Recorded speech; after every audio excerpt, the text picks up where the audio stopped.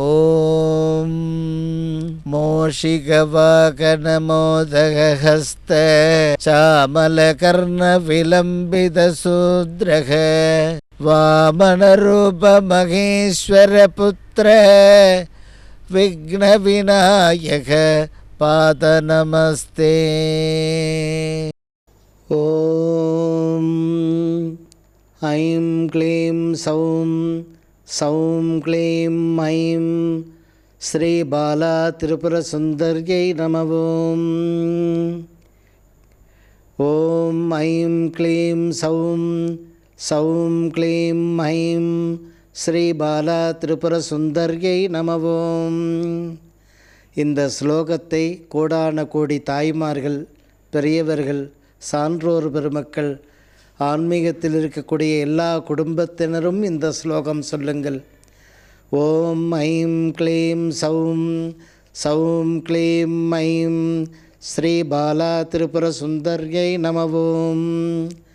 இதை சொல்லும் பொழுது வீட்டில் ஐஸ்வர்ய மழை பொழிவாள். உங்களுடைய குழந்தைகள் ஒரு நல்ல நிலைமைக்கு வருவார்கள். உங்களுடைய குடும்பத்தில் இருக்கிறவர்கள் வாழ்க்கையில் லாபகரமாக, இப்படி கை பார்க்கும்போது சிரிக்கிறீங்க, வாழ்க்கை லாபகரமாக இருக்கணும். உங்கள் கை இப்படி இப்படி கொடுத்துட்டு நம்ம கை வெறுங்கையாக இருக்கக்கூடாது, கொடுக்கணும் எல்லாருக்கும். அதே சமயத்தில் நம்ம கையில் நிரம்பி இருக்கணும் ஐஸ்வர்யம். அப்படிப்பட்ட ஒரு ஸ்லோகம்தான் இந்த ஸ்லோகம். பரமேஸ்வரனே இந்த ஸ்லோகத்தை அம்பாளுக்கு உபதேசம் பண்ணுற. ஓம் ஐம் க்ளீம் சௌம் சௌம் க்ளீம் ஐம் ஸ்ரீ பாலா திரிபுர சுந்தர்யை நமவோம். அம்மா பரமேஸ்வரனை பார்த்து அம்பாள் கேட்குறா, எந்த ஸ்லோகத்தை சொன்னால் அந்த ஐஸ்வர்ய மழை பொழிந்து கொண்டே இருக்கும் அந்த குடும்பத்திற்கு, எல்லா காரியங்களும் அவர்களுக்கு வெற்றியாகணும். இந்த மந்திரத்தை பரமேஸ்வரன் உபதேசம் பண்ணுற லோக ஜனங்களுக்கு. ஓம் ஐம் க்ளீம் சௌம் சௌம் க்ளீம் ஐம் ஸ்ரீ பாலா திரிபுர சுந்தர்யை நமவோம். அம்மா, இந்த மந்திரம்லாம் நாங்கள் சொல்லலாமா? தாராளமாக சொல்லலாம். எல்லா தாய்மார்களும் சொல்லுங்கள். உங்கள் வீட்டில் ஐஸ்வர்யம் நிரம்பட்டும், வீட்டில் எல்லா காரியங்களும் உங்களுக்கு கைகூடி வரட்டும். ஒரு மகிழ்ச்சியான செய்தி. இப்பொழுது மும்பையில் முகாமிட்டிருக்கிறதுனால மும்பையில் இருக்கக்கூடிய ஆஸ்தீக அன்பர்கள், தாய்மார்கள், எல்லா குடும்பத்தினரும் மாத்துங்கா ஈஸ்ட்டு, லக்ஷ்மி நாராயண லைன், ராம்பாக் மண்டபத்தில் தங்கியிருக்கிறதுனால அருள்வாக்கு, ஜாதகம், எதிர்காலத்தை பற்றி நீங்கள் எல்லா விஷயங்களையும் கேட்கலாம். அன்பு தாய்மார்களே, இந்த ஒரு பொன்னான நேரத்தை பயன்படுத்திக்கோங்க. தொலைபேசியில் தொடர்பு கொண்டு அப்பாயின்மெண்ட் வாங்கிக்கிட்டு வாங்க. நேற்றைய தினம் தொடரக்கூடிய இன்றைய தினம் தனுசு, மீனம் இந்த ராசிக்காரர்கள் உங்களால் எல்லோரும் வாழ்க்கையில் செட்டில் ஆகிறார்கள். நீங்கள் எப்போ வாழ்க்கையில் செட்டில் ஆகிறது? அதற்கு பீடத்தில் வனதுர்கா யாகம் செய்கிறதுக்கு தொடர்பு கொண்டு அதுக்குரிய நிதியை அனுப்பி அந்த தனுசு, மீனம் இந்த ராசிக்காரர்கள் இப்பொழுது காலம் அறிந்து பிழைக்க வேண்டும். அப்படின்னா என்ன புரியல தாயே? காலம் அறிந்து பிழைக்க வேண்டும். அப்படி வரும்பொழுது பாண்டவர்கள் நடந்து வரும்பொழுது விதுராழ்வார் பீமசேனனை பார்த்து, பாண்டவர்களை பார்த்து காலம் அறிந்து பிழைக்க வேண்டும் சொல்கிறாங்க. அதாவது பெரிய காடு, அந்த காட்டில் தீ எரிந்து கொண்டு இருக்கிறது. யானை, சிங்கம், புலி, கரடி, 400 வருஷம் மரம், 500 வருஷம் மரம் அப்படின்னு சொல்லி பறைசாற்றக்கூடிய அவ்வளோ பெரிய மரங்கள், விருட்சங்கள் எல்லாமே நெருப்பு வந்த உடனே எல்லாம் பஸ்மமாகி போகுது. இந்த எலி மட்டும் ஒரு வலை தோண்டி அதில் பத்திரமா போய் உள்ளார இருக்குமாம். இந்த நெருப்பெல்லாம் அணைஞ்சி சகஜமான நிலை வந்தோடனே எலி மறுபடியும் வெளியே வருமாம். அதை போல் இப்பொழுது அந்த தனுசு, மீனம் இந்த ராசிக்காரர்கள் காலம் அறிந்து பிழைக்க வேண்டிய நேரம். அவர்கள் வனதுர்கா யாகம் செய்ய வேண்டும். பாண்டவர்கள் முதலில் வனத்திற்கு போகும்போது வனதுர்காவை வணங்கினாங்க. அந்த வனவாசம் 13 ஆண்டுகளையும் முடித்து வெற்றி வாகை சூடினார்கள். ராமன் வனவாசத்துக்கு வரும்பொழுது வனதுர்காவை வணங்கினார். அந்த வனவாசம் வெற்றிகரமாக ராவணாதியர்களை வதம் செய்து லோக கல்யாணத்தையே நடத்தி வைத்தான் ஸ்ரீராமன்.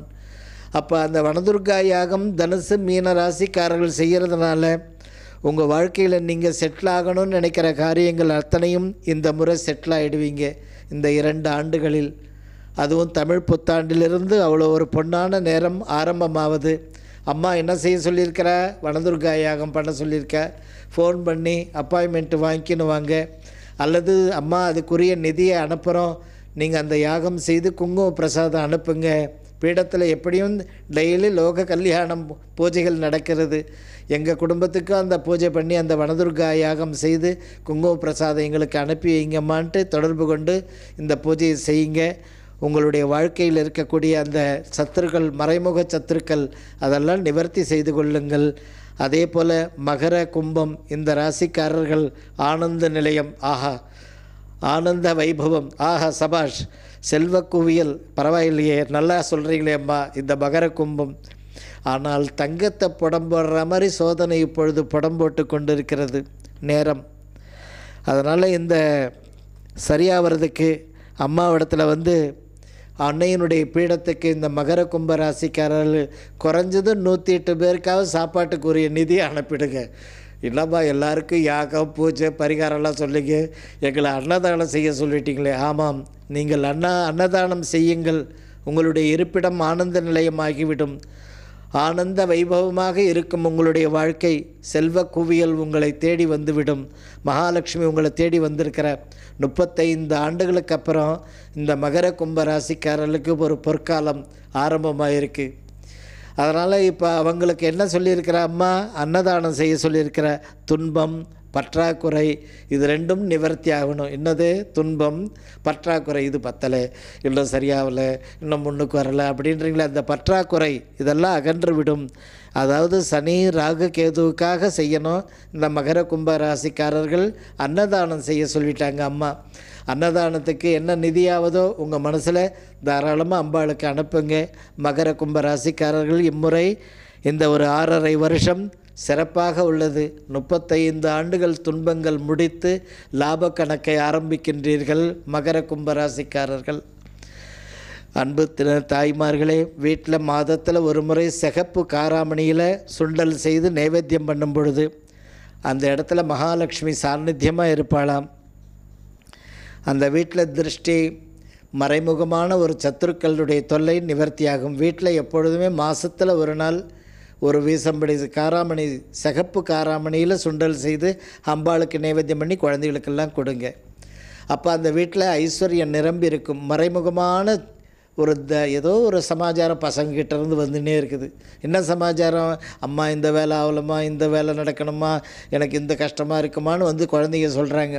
அதெல்லாம் சரியாகிவிடும், நல்லா வருவீங்க அன்பு தாய்மார்களே. அதே போல் செவ்வாய்க்கிழமையில் உற்சவருக்கு தரிசனம் பண்ணிவிட்டு அன்றைய தினம் பால் பழத்தோடு விட்டுடுங்க. அன்னைக்கு ராத்திரி செவ்வாய்க்கிழமை அன்றைக்கி போய் சாயந்தரம் உற்சவமூர்த்தி தரிசனம் பண்ணிட்டு வீட்டுக்கு பால் பழம் மட்டும் சாப்பிட்டுட்டு விட்டுடுங்க. சாதாரண ஒரு ஜமக்காலம் போட்டு படுத்துவங்க. செவ்வாய்க்கிழமை அதுவும் செய்யுங்க. அப்போ உங்கள் வீட்டில் நடக்க வேண்டிய வளர்ச்சி பணிகள், சுப செய்திகள் இதெல்லாம் அது சீக்கிரத்தில் கைகூடி வரும்.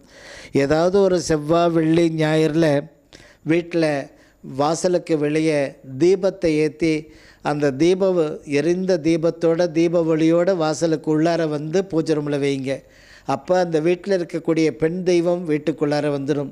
சம்பாதிக்கிறாருமா, எதுவும் தங்கலை தாயே. அந்த செவ்வாய் வெள்ளி ஞாயிறில் வெளியே போயிட்டு அந்த விளக்கை வச்சு தீபத்தை ஏற்றின தீபத்தோடு எடுத்துகிட்டு பூஜை ரூமில் வைக்கணும். நமஸ்காரம் பண்ணிக்கோங்க. அதிலிருந்து வீட்டில் மகாலட்சுமி சந்தோஷமாக உங்களுக்கு வேண்டிய அனைத்து நன்மைகளும் அவள் அனுகிரகம் பண்ணிவிடுவா. அன்பு தாய்மார்களே, அதாவது வளர்பிறை தசமியில் இந்த குழந்தைகளுக்கெல்லாம் கூப்பிட்டு பாயசமோ பானகமோ நீர்மோரோ அந்த மாதிரி கொடுங்க.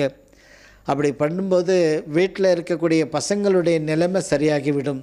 உங்கள் வீட்டு பசங்களுடைய நிலைமை சரியாகணும். அம்மா டிகிரி முடிச்சிட்டாம்மா, நல்ல வேலை கிடைக்கணுமா, இதோ போகிறான் சின்ன வேலையில் இருக்கிறான், பெரிய வேலைக்கு வரணுமா. அப்போ அந்த தசமி திதி அன்னைக்கு அழகாக ஒரு பாயசம் செஞ்சு எல்லா குழந்தைகளுக்கும் கொடுங்க. தசமி அன்னைக்கு பாயசம் கொடுக்கும் பொழுது அந்த பார்க்கடலில் படுத்து கொண்டிருக்கக்கூடிய அனந்த பத்மநாபன், அந்த வைகுண்ட வாசன், அந்த தசமி திதி அன்னைக்கு நீங்கள் கொடுக்குற அந்த பாயசத்தை வாங்கி அந்த குழந்தை ரூபத்தில் சாப்பிட்றாரு. அப்படி சாப்பிடும் பொழுது உங்களுக்கு வேண்டிய அத்தனை அனந்த கோடி ஐஸ்வர்யத்தையும் அனுகிரகம் பண்ணிடுறாரு. பரவாயில்ல தாயே, இந்த வளர்பிறை தசமியில் பாயசத்தை பண்ணுற ஒரு 1/2 லிட்டர் எல்லா குழந்தைகளுக்கும் கொடுத்துட்றேன் கப்பில், பிள்ளையார் கோயிலுக்கு போயிட்டு கொடுங்க. அதை கொடுத்துட்டீங்கனாலே உங்களுடைய வீட்டில் லக்ஷ்மி கடாட்சம், பசங்க எல்லோரும் ஒரு நல்ல நிலைமைக்கு வந்துடுவாங்க. அதே மாதிரி உங்களுடைய வீட்டில் செல்வம் தங்க வேண்டும். பூஜை அறையில் எப்பொழுதுமே அந்த தீபம் ஏற்றிட்டு அந்த தீபத்தில் ஒரே ஒரு காயின் ஒன்று போட்டுடுங்க. ஞாயிற்றுக்கிழமை அதுவும் ஒரு நாள் இருந்தால் போகிறோம். அந்த எண்ணெயில் காயின், ₹1 காயின், அதை ஞாயிற்றுக்கிழமை அன்றைக்கி போட்டுட்டு தீபம் ஏற்றுங்க. மறுநாள் காலையில் அந்த காயினை தொடச்சிட்டு உண்டியில் போட்டுடுங்க, கோயில் உண்டியில். அப்போ வீட்டில் செல்வம் தங்க ஆரம்பித்து விடும். அதே மாதிரி செவ்வாய்க்கிழமையில் உங்களுடைய கையால் பூஜை அறையிலிருந்து சுவாமி எடுத்தும்போது தானியத்தில் வாசம் பண்ண வைங்க. அதிலிருந்து அஷ்டலக்ஷ்மியினுடைய கடாட்சம் தங்க ஆரம்பிக்கும். தைரியலக்ஷ்மி மட்டும் இருக்குமா எங்கள் வீட்டில், மற்ற 7 லக்ஷ்மி அங்கே வாசலாண்டே நிற்குதுன்றீங்க. அந்த செவ்வாய்க்கிழமை அன்னைக்கு சுவாமி விக்கிரகத்தை தானியத்தில் உட்கார வைங்க. அதிலேருந்து அந்த அஷ்டலக்ஷ்மியும் வீட்டில் நிரந்தரமாக வாசம் செய்யும். அதே மாதிரி உங்களுடைய வீட்டில் ₹1 நாணயம், அந்த ₹1 நாணயத்தை மஞ்சள் துணியில் முடி போட்டு கிரகணம் மாதிரி சொல்லுவாங்க. ஞாயிற்றுக்கிழமையில் ஒரு வேலை நினைக்கிறீங்கன்னா இந்த ஞாயிற்றுக்கிழமை அன்றைக்கி மஞ்சள் துணியில் ₹1 நாணயம் முடி போட்டு சுவாமி ரூமில் வைங்க. எதிர்கொண்டு வரக்கூடிய அமாவாசையோ பௌர்ணமியோ அன்னைக்கு எடுத்துமே அந்த நாணயத்தை கோயில் உண்டியில் போடுங்க. அப்படி போடும் பொழுது உங்களுடைய வீட்டில் இருக்கக்கூடிய ஒரு தடைகள் நிவர்த்தி ஆகிவிடும். ₹1 நாணயத்துக்கு அவ்வளோ சக்தி. ஒரு மஞ்சள் துணியில் முடி போட்டு ஞாயிற்றுக்கிழமை எதுவும் வைக்கணும்.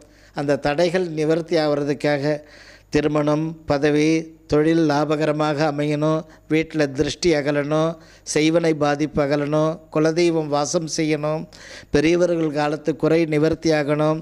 இதெல்லாம் உங்களுக்கு எல்லா நன்மை ஏற்படுறதுக்கு இப்போ மும்பையில் மாத்துங்கா ஈஸ்ட்டு லக்ஷ்மி நாராயண லைன் ராம்பாக் மண்டபத்தில் தங்கி இருக்கிறதுனால எல்லா மக்களும் அருள்வாக்கு கேட்டு இப்போ சொன்னீங்க பார்த்தீங்களா, திருமணம், பதவி, தொழில் லாபகரமாக அமைய வேண்டும், வீட்டில் திருஷ்டி அகல வேண்டும், செய்வனை பாதிப்பு நிவர்த்தி ஆகணும், குலதெய்வ தோஷம் நிவர்த்தி ஆகணும், உடல் ஆரோக்கியம் உண்டாகணும், பெரியவர் காலத்து குறைபாடு நிவர்த்தி ஆகணும், வீட்டில் லக்ஷ்மி தங்கணும், கடன் நிவர்த்தி ஆகணும், வருமானம் நிரம்பி வழியணும். இதுக்கெல்லாம் நேராக பாம்பேயில் அம்மா இருக்கிறதுனால ராஜராஜேஸ்வரியை பார்த்து அவளுக்கு ஒரு புஷ்பம் சாத்தி ஒரு குங்கும பிரசாதத்தை வாங்கிக்கின போங்க போதும்.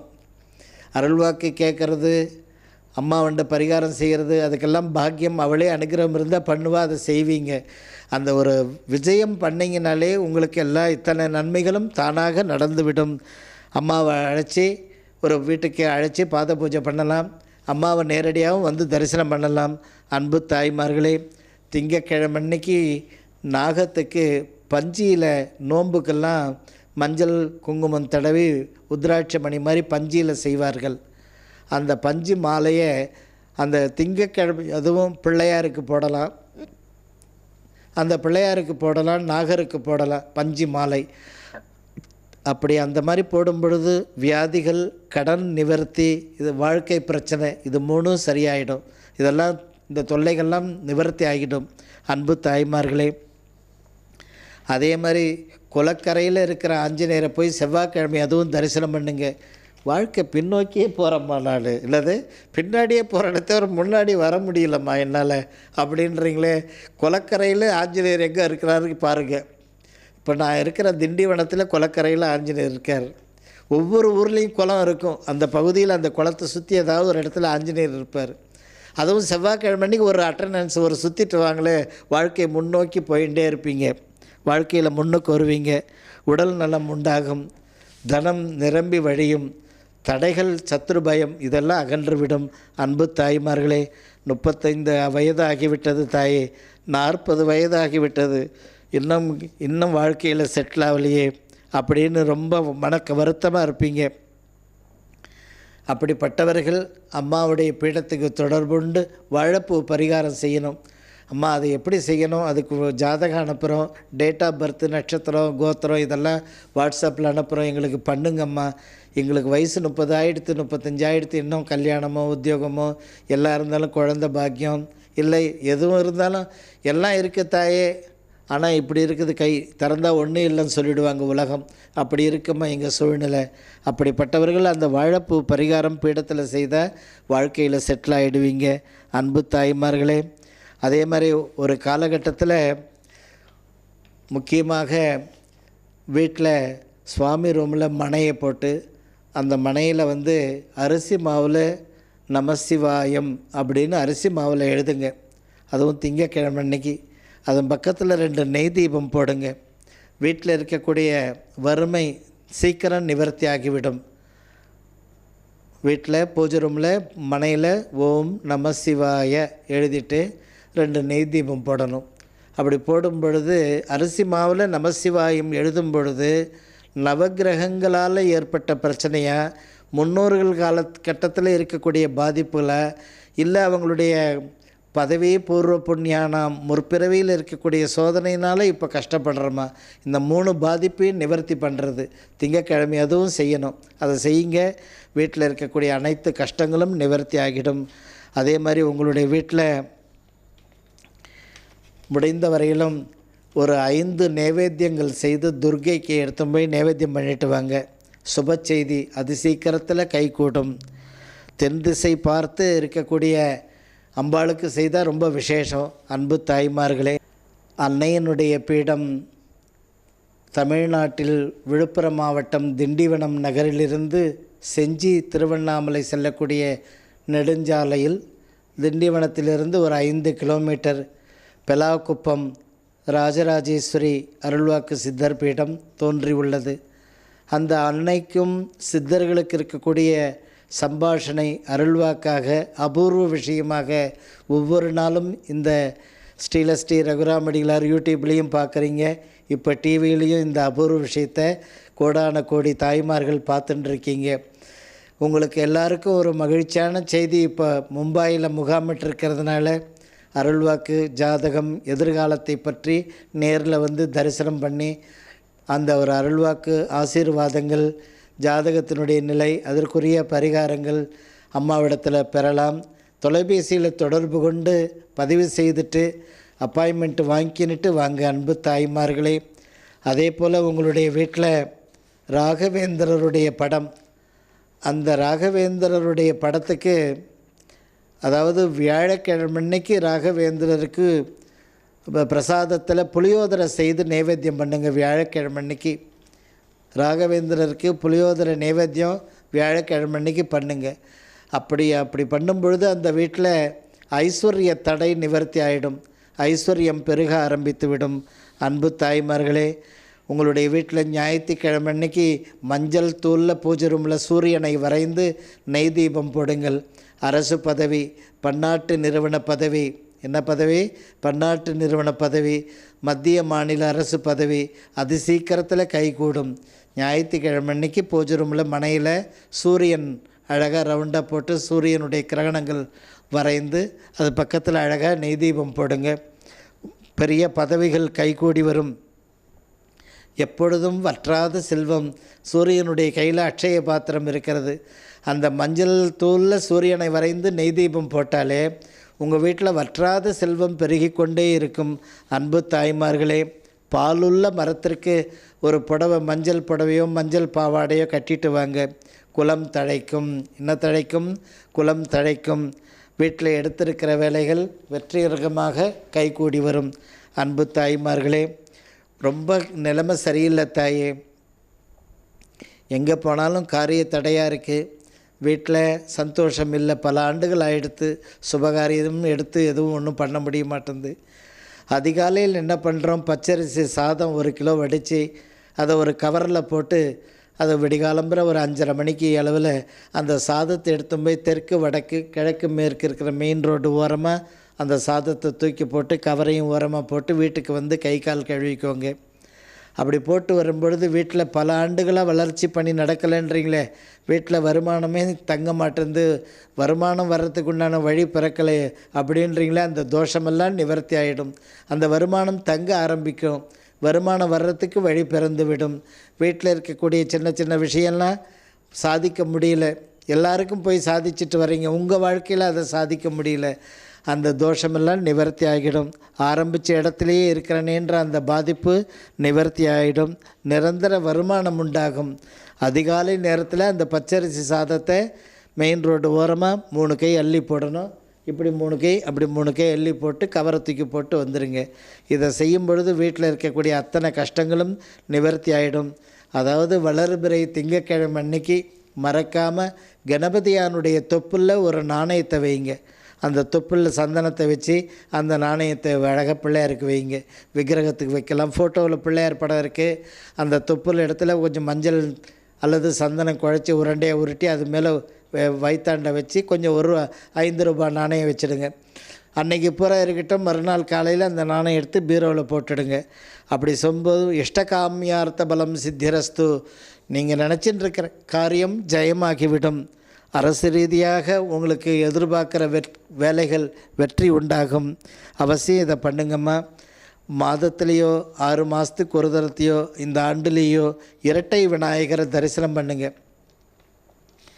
மதுரை நுழையும் பொழுதே அம்பாள் சன்னிதானத்தில் 2 பிள்ளையார் உட்காந்துருப்பாங்க ஒரே இடத்துல. ஒவ்வொரு ஊரில் அதிசயமாக இருப்பாங்க. அவசியம் கண்டுபிடிங்க. ஒரு ரெட்டை விநாயகரை பார்த்துட்டு வாங்க. நீங்கள் நினச்சின்னு இருக்கிற வேலை வெற்றி உண்டாயிடும். இப்போ பிள்ளை கல்யாணத்தை பற்றி நினச்சிட்டு இருக்கீங்க. இன்றைக்கி ரெட்டை விநாயகரை போய் பார்த்துட்டு அப்பாடு பெருமானே அப்படி விபூதி இட்டுண்டு பெருமானை பார்த்துட்டு வந்துடுங்க. விநாயகரை ரெட்டை பிள்ளையாரை பாருங்கள். பதவி, சுபம், மழலை செல்வம். ஒரு பையன் சரியில்லை, ரொம்ப நாளாக இப்படி இருக்கிறானே, அந்த ரெட்டை பிள்ளையாரை பார்த்துட்டு வாங்க, பையன் சரியாயிடுவான். பொண்ணுக்கு நல்ல இடத்துல வாழ்க்கை அமையணும்னு நினைங்க, அந்த ரெட்டை பிள்ளையாரை பார்த்துட்டு வாங்க, நல்ல இடத்துலேருந்து சம்பந்தம் வரும், நல்லபடியாக அந்த குழந்தை செட்டில் ஆகிடும். லக்ஷ்மி கடாட்சமே இல்லைம்மா வீட்டில். ஆம்பளை சம்பாரித்து 5 வருஷம் ஆச்சு, ஏதோ வண்டி ரோலிங்லேயே போயின்னு இருக்கே தவிர சம்பாத்தியம்ன்றது அரிதாக இருக்குது வீட்டில் அப்படின்னு நினைக்கிறீங்களே, ரெட்டை பிள்ளையாரை பார்த்துட்டு வாங்க, சம்பாத்தியம் வர ஆரம்பிச்சிடும். எஜமானனுக்கு கைகூடி வரும். அவசியம் செய்யுங்க தாய்மார்களே. அதே மாதிரி வீட்டில் கெட்ட நேரம் ஏதோ ஆட்டி படைக்குதுன்றீங்களே, காவல் தெய்வத்துக்கு இளநீர் 2 வாங்கி வைங்க. அந்த கெட்ட நேரம் நிவர்த்தி ஆகிவிடும். 31/4/13 இந்த தேதியில் பிறந்தவங்க கணபதியானுக்கு பாலபிஷேகம் பண்ணுங்க. இந்த ஆகஸ்ட் மாதத்திலிருந்து பொற்காலம் ஏற்பட்டுவிடும். அன்பு தாய்மார்களே, இந்த நெய் தீபம் போடுறமே, திங்கக்கிழமை அன்னைக்கு நெய் தீபம் போடும் பொழுது வீட்டில் தனதானிய சம்பத்து நிரம்பும்.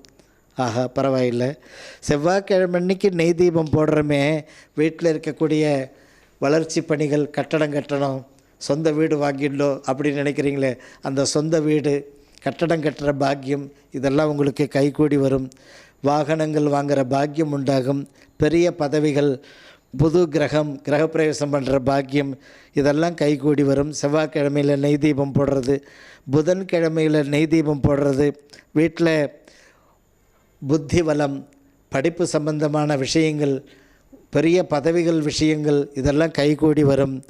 அதே மாதிரி புத்திரர்கள் புத்திரிகள் இவங்க எல்லாருக்கும் வாழ்க்கையில் ஒரு க்ரீன் சிக்னல் கிடச்சிடும். பெரிய உத்தியோகத்துக்கு, பெரிய படிப்புக்கு, இதுக்கெல்லாம் ஒரு க்ரீன் சிக்னல் கிடைத்துவிடும். வியாழக்கிழமையில் நெய் தீபம் போடும் பொழுது முன்னோர்கள் காலத்தில் இருக்கக்கூடிய பாதிப்புகள் நிவர்த்தியாகும். பிதிர்தோஷமெல்லாம் நிவர்த்தி ஆகிடும். வியாழக்கிழமை நெய் தீபம் போடும் பொழுது அன்னையிலேருந்து வீட்டில் லக்ஷ்மி கடாட்சம் உண்டாகும். தனகாரகனுடைய தினமாச்சே வியாழக்கிழமை.